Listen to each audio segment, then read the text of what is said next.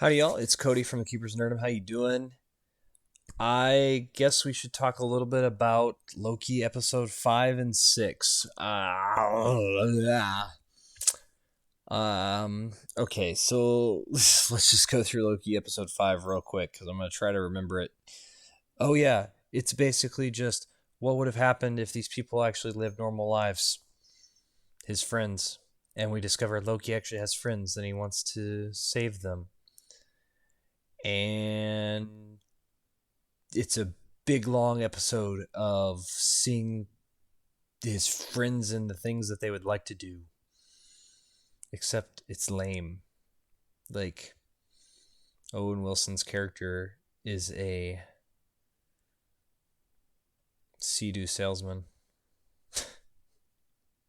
And that's it. He has a family, kind of. It's just two boys. I don't think he's even married. Like something happened to his wife. I don't know what's going on there. It, it wasn't good. It was kind of just a boring thing. And then watching everything fall apart. And yeah, it was just, you're like, this is episode 5 of 6 episodes. 6 episodes. Do you ever stop to think, like, we used to have 23 to 26 episode seasons of shows? And now on some shows, we're down from not just 10 episodes, down to 8, down to 6 for an entire season. This is it. Crazy. Just crazy. I want to be positive about the show, but watching the season finale, it was boring. That's the word. That's the word. It's boring. Here's why. It's Loki trying over and over and over again a Groundhog Day thing to fix what broke. And he can't. Meh. It just he can't fix it, and then he finally keeps going back to different spots, and then talks to He Who Remains finally, and He Remains finally like, aha, you got it, you figured it all out.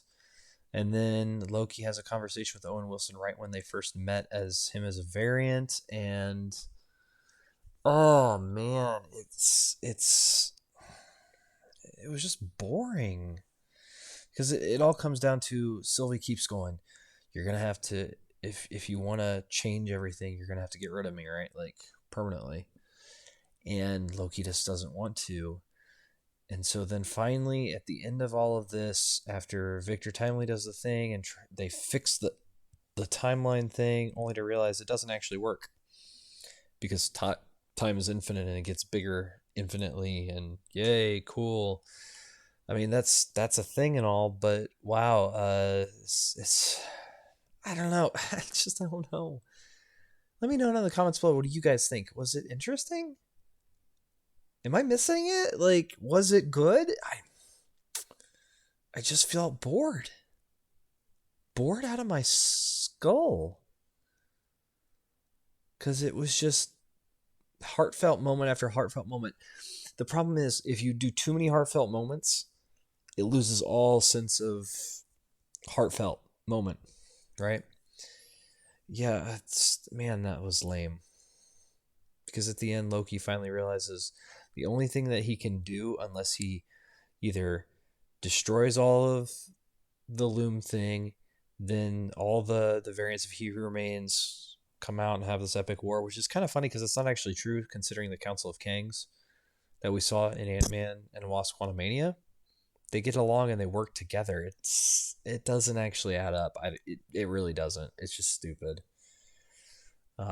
Logic stuff, you know. But that's the problem with time travel shows. You have to be very careful. Like Doctor Who had moments where they did it really, really well, especially with David Tennant and Chris Eccleston, and then in the Matt Smith era somewhat as well. And it just fell apart after that. But because you got to be really careful about this. So Loki goes, okay, it's either destroy all of it and there's this war according to He Who Remains, or make the hard decision. And the hard decision he's thinking of is letting He Who Remains in power, right? And defeating Sylvian permanently, right? Well, Loki then decides, okay, I'm actually going to go in and destroy the loom, and then he starts touching the time strands because they're dying, which that doesn't make any sense at all. At all. That was stupid. Because everything we saw for they were all like, oh, it's the timelines are dying. But if the loom broke, that was supposed to open everything up. It's just, it was it hinting at the Kangs immediately having this war that instantly destroyed time? Maybe, I don't know. It wasn't well explained. And then Loki walks on an invisible stairway up to the throne thing at the end of time and takes hold of it and makes the world tree. Basically, he's the one keeping the world tree functioning.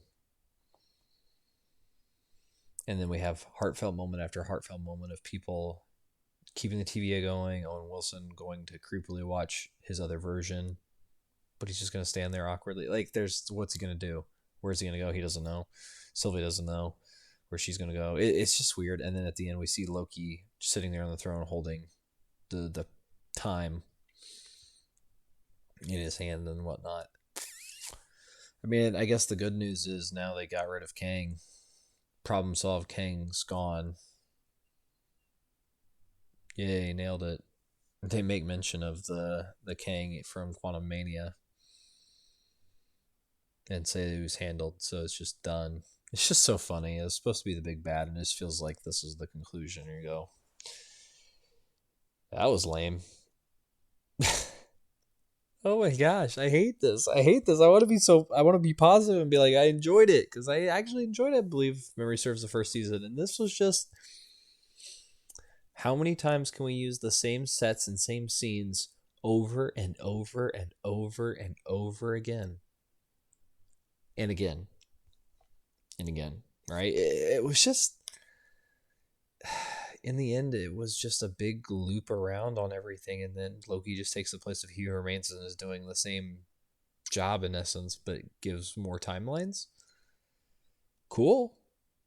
More options, I guess, but it's a multiverse. But how is it not infinity of timelines? Right? These are the things that just don't add up to how this functions in time stuff. That's why I love time travel when it's done really, really well. I hate it when it's not thought through fully, because if you don't think through it, it makes everything just stink in your show.